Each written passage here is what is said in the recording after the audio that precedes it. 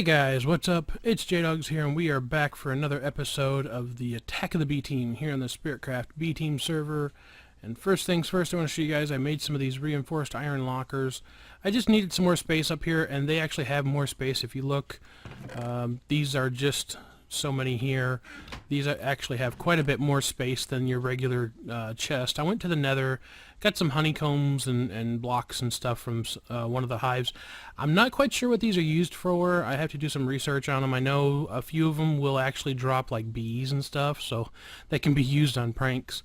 But besides that, I'm really not sure what I'm going to use these for, so yeah, if you know if they're used for anything else, let's see, so yeah, you can actually make honeycomb blocks, filled honeycomb blocks. Those are just used for burning, it looks like. So yeah, it doesn't look like they actually have a use besides fuel for the actual blocks. So yeah, if you guys know what we can use them for, feel free to let me know. I have made a couple of them just for kind of doing storage. I know I keep putting off doing my storage and getting everything organized, but I'm trying to do more of things that are a little bit more interesting for you guys. You already saw me do the whole storage setup, so I'll probably do that off camera, like I said once before. But I have been doing a few other things. You can see, first off, I've actually got more hearts here. I've been getting a lot of red hearts from the spawner that I have set up, and so I went ahead and did 3 more of those from wither hearts that I had, the yellow ones. So we're actually up to 25 hearts now, so that's pretty good. I've got jungle wood running through the tree farm because we've just about got everything we need. I keep getting vines from this also, so I've actually made another chest that is just vines. And then over here I've been putting the jungle wood up here. And you can see we've got well over 2,000, so I just kind of haven't been filling it anymore. We also did spruce. So really the only one left is birch, and then the one that doesn't grow very much for some reason, and that's the dark wood, so I'll probably do it pretty soon too. But yeah, that's what we've got going on over here. Down this way, I want to show you guys a few things that I've been doing. First of all, we've got some trophies that we've gotten, and this is not the regular way I've gotten it from the spawner down below. I keep getting tons of these, and I just kind of want to show you guys what they do. I haven't really seen them before. That one just groans. That one shoots an arrow. That one actually sets you on fire. And this one makes you blind for about 3 seconds with blindness too. So that's kind of neat. I thought they were cool. So I put a couple of them up. You can actually see here I've actually got a few more of them still too. Plus more miniature red hearts. Plus 4 more of the canisters here. So I'm getting a ton of those. So eventually we're going to be stocked out on that. Let me get a little bit to eat here. I've been eating these chocolate cookies, which I want to show you guys. The recipe for these is actually extremely easy. To make cookies, you can just make 2 pieces of wheat. It doesn't actually take the cocoa bean to make regular cookies, so that's kind of cool, and you get 8 for every 2 pieces of wheat. And then the chocolate here is just cocoa beans surrounded by sugar, and you get 3 of those. So that's actually an extremely easy recipe if you can get the cocoa beans. It's an extremely easy recipe to do to get cookies, these chocolate cookies, that refill 4 hunger bars. So that's really cool in my opinion. Just wanted to show that to you guys. We're going to go down here. I'm going to show you what I've been doing down here. Let's take the sword real quick and pop it in here. Because if you don't, they don't die very quickly. There we go. So as you can see, the blazes are coming down constantly all the time, and they just get killed over and over again. I actually had to lower these 2 tanks down by 1 block just because they were getting so full. I made some more tanks and stuff like that. Eventually these will probably maybe even go further up that way or something, but they'll have to be moved because these, what is it, 2 blocks? 3 blocks maybe? 3 blocks? These 3 blocks here actually make it go through the spawning room, so I may like move them across the room and put them on the back side or something. Might even, ooh, I just thought of something. I might even like run these around the walls to where the tanks are the walls and they like fill up as you get more stuff. Oh, that would be cool. I may do that. It'll take a lot of tanks and probably be really laggy, but I think it's a cool idea. And do the same with this one. Wish was down here getting some XP and stuff. Just running it through, but so far it's working really good. The sorting system works great. The only thing I'm getting, and you guys might be able to help me out, I get like halfway broken bows, or even halfway enchanted halfway broken enchanted bows, or armor that's the same way, you know, either enchanted or not enchanted. That tends to come into this chest and into this chest. And I'm not sure why it keeps doing that. There's really no way to set a filter to say, you know, well, send everything through the black. It's supposed to be. I thought by doing this clear glass that it would do that, but for some reason it's going into these, and I don't know why it's going into these, because these are the only ones that are whitelisted. So I'm kind of confused on that, but I have most of it figured out except for that. We have the storage units that are here. I have the bone one that's set up. I did originally have this going just straight across with these storage units on each side of the pipe, but for some reason that didn't work. It would not filter all of them correctly, and they would still end up here. Yeah, you can see I've already got another trophy.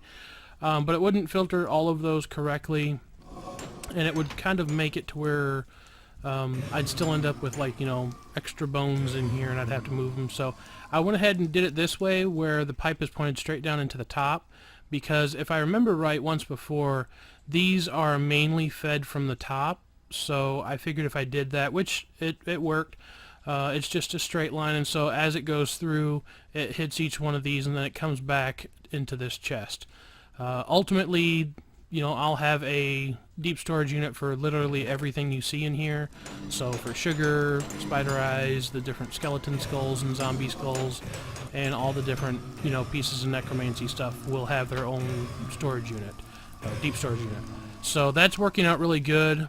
And of course I just, you know, whitelisted each one, turned off this to ignored, and I left the stack size 64 just because it was being a little goofy if I didn't. If I set it to 1, sometimes it would let one past.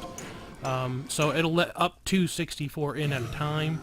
And, you know, sometimes the witches will drop, like, say, 5 sticks or something. So that works out really good. But we've got bones, we've got zombie flesh, we've got gunpowder, we have sticks, we have... Oh, why can't I click on it? We have arrows there. And then over here we have the glass bottles from the witches, because they actually drop quite a few of those. And then it just comes back, like I said. We have tons of redstone, destabilized redstone, because I just took some of those blocks I had and tossed them in here, which I had tons of. I may even come down and toss another stack. And then over here we have some energized glowstone, and that's mainly just from the witches. I took maybe like 20 pieces of glowstone and put them in here. I just stuck them straight into the magma crucible. It melted them down and sent it over here. So we have plenty of liquid going on, and what gets used also gets put back in when I let the witches run. But this part here doesn't really use a whole lot to run the system. And then you can see down here, I've got more than enough energy to go for days. We have this redstone energy cell that's just powering everything. It's all the way full. You can see these guys are all the way full with blaze powder and glowstone. Same thing over here, it's all the way full. And then back here we actually have almost 6,000 blaze powders stored up. So I don't think we're going to have to worry about blaze powder either anytime soon. I'm thinking about taking this block out, making another one, and then actually taking this over where our machines are, so that it gets constantly powered. But that would also mean I need to switch out the conduit over there, so I'm not sure how that can work out. I don't know if you can hook the lower conduits to the larger cells. I'll have to take a look at that, because I'm actually not sure. I know you can hook the larger conduit to the smaller cell, because we've done that here. So I'll have to do some testing with that.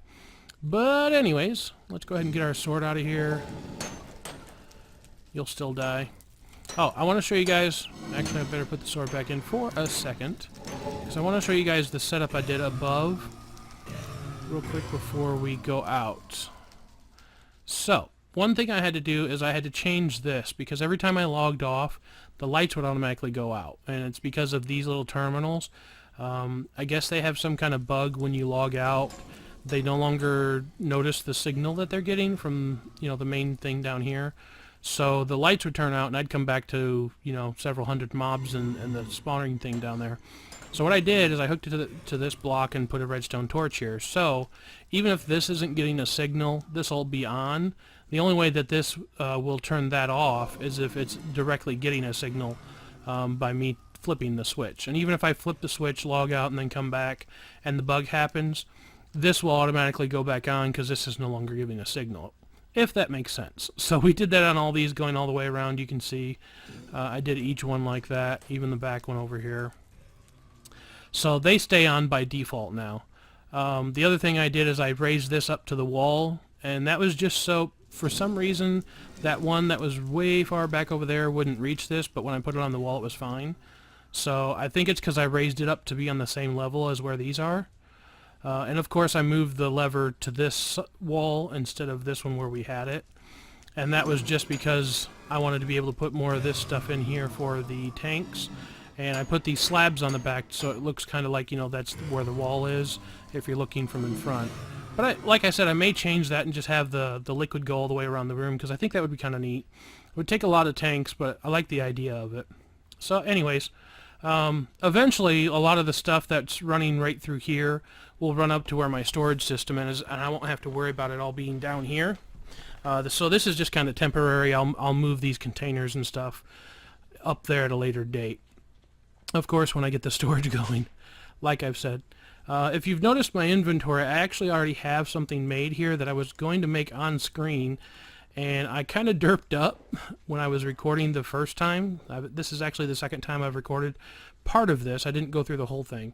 But I kind of derped up and was recording the wrong screen, so you could hear my voice, but all you could see is a black screen. So we went ahead and made the NASA workbench, and you guys can kind of see the recipe here. We just made some compressed steel, which we've done before. Levers, torches, a crafting table, and then this guy in the center, the advanced wafer, which we've actually done this one before too. And if you come over this way, I want to point something out real quick to you guys. This little machine right here, the circuit fabricator, when I went to use it, I hadn't used it in a while, and so I logged on and I was doing stuff, and I went to put all the stuff in here before I was recording to make the advanced wafer, and I put all the stuff in, and it started making it, and then all of a sudden the energy starts draining down, and it just went to 0, and it didn't make it. So when I broke it and then put it back and properly hooked it up, it was properly hooked up the first time, and I made sure of that before I took it down.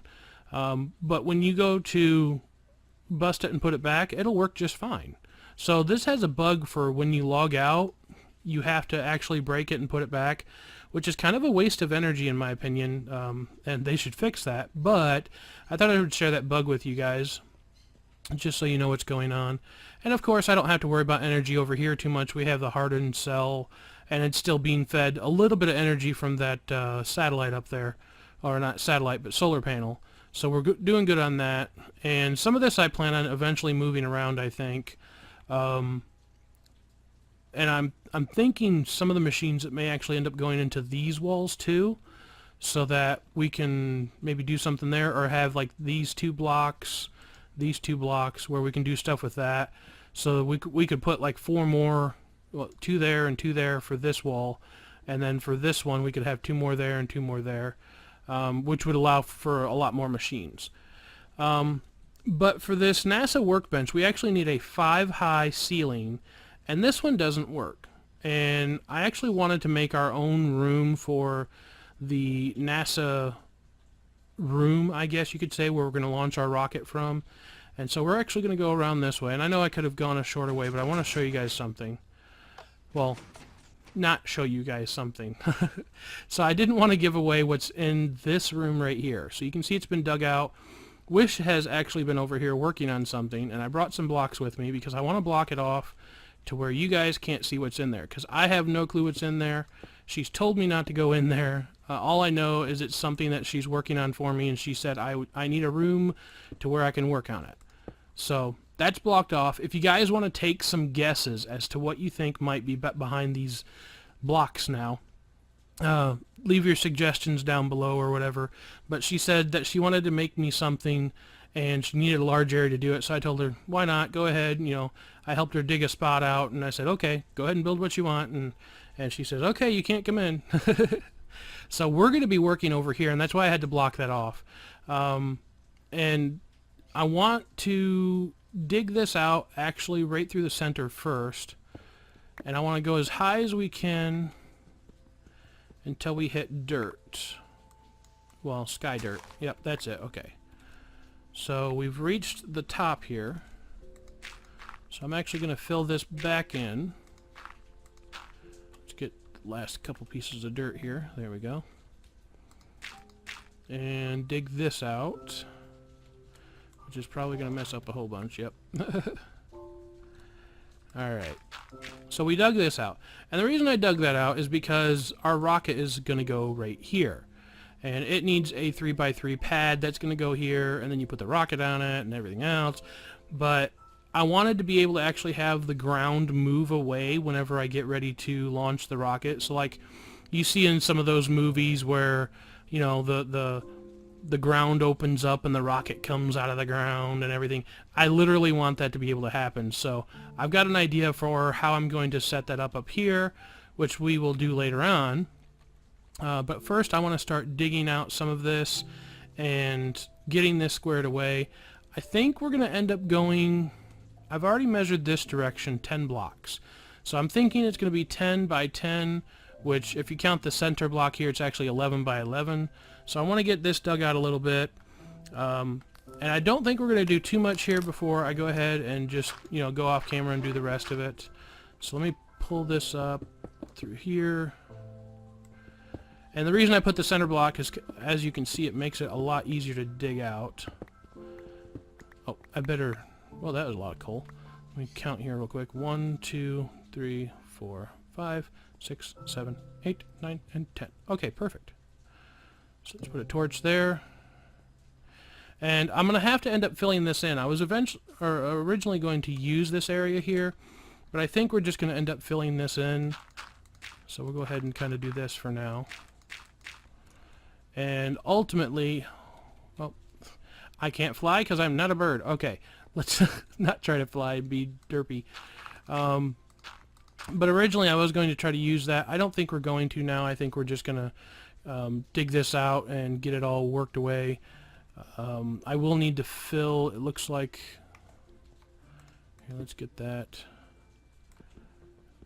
Why am I trying to use an axe? Okay, so let's get that out of there. Yeah, I'll need to fill some of this in and then cut this cave off eventually, because it goes down in here, but I believe, yeah, there's actually another entrance to this, so I can cut this part of the cave off and probably block it to, you know, somewhere around here, and so it still looks like a regular cave. But I think what we're going to do is I'm going to go ahead and end it here for you guys. That was... I always forget that you can actually put this excavator in your hand and place your torch. That's kind of weird. But I think we're going to get this dug out, and it's going to be 10 by 10. Oh, there's Bird. Heyo.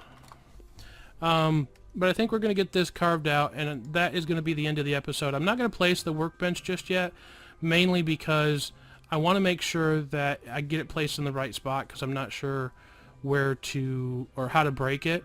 So I want to be sure that I have it where I want it. So I think this is going to be about a 10 by 10, or, well, 11 by 11 room, which, well, it's not 11 by 11, it's 10 and 10, so that's 20, so 21 by 21 actually. And that roof is going to have to be that high so that we can just have it open up right there. And then I'm thinking like a space silo of some type is what I'm looking for. So we're going to actually have the roof. It will start lower, but then it'll gradually go up, and it'll be circular. So my first heart is purple and the rest are blue. Cool. So that means he's actually got quite a few hearts already, so he's quite a bit ahead of us. Alright guys, well, I think that's going to be the end of the episode. I hope you guys enjoyed. If you have any comments, suggestions, criticism, anything like that, leave it down below. And if you enjoyed the video, remember, leave it a like. It really does help me out. And of course, if you're not subscribed, be sure to subscribe. And I put out new videos every day of the week. And I will see you guys next time for another episode of Attack of the B-Team here on the Spiritcraft B-Team server. Take it easy. Peace out.